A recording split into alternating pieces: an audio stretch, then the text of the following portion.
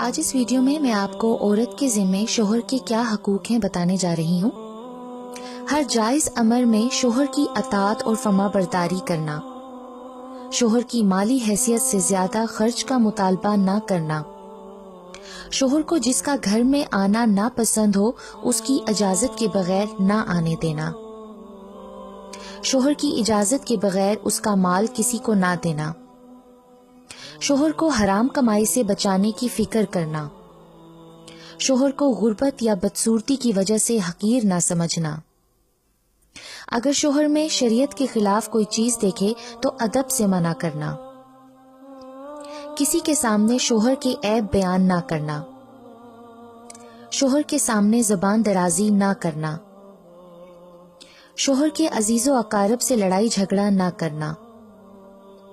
اگر کوئی شرعی عذر نہ ہو تو شوہر کے والدین کی خدمت کو سعادت سمجھنا، شوہر کی اجازت کے بغیر گھر سے نہ نکلنا، شوہر کے لیے بناؤ سنگھار کرنا اس کا حق ہے، عورت کو اس پر اجر ملتا ہے۔